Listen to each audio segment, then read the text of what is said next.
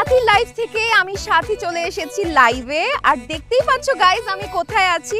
আমি কিন্তু এখন আছি থাইল্যান্ডে, পাত্তায়াতে।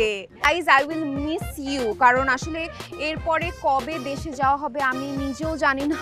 কারণ থাইল্যান্ড থেকে Nepal, Switzerland, Singapore, USA, Canada, Italy প্রচুর দেশে ঘুরতে হবে।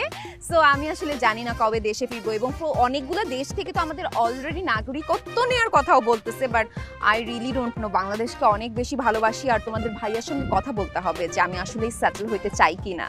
সো গাইজ দেখতেই পাচ্ছ what a beautiful day, what a beautiful beach.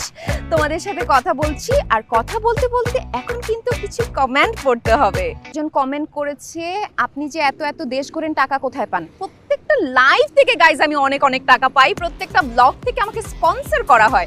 আপনারা কি ভাবছেন? আমি কিন্তু অনেক অনেক টাকা আলহামদুলিল্লাহ কামাচ্ছি, আপনারা টেনশন করেন না। আচ্ছা, আরেকজন কমেন্ট করেছে, আপনি কোন হোটেলে থাকবেন? হোটেলে ওঠার কোনো কারণই নেই, কারণ আমার হাজবেন্ড একটা প্রাইভেট রিসোর্ট ফুললি ভাড়া করে ফেলছে। ওকে, আমরা আমাদের ওই রিসোর্টে উঠবো।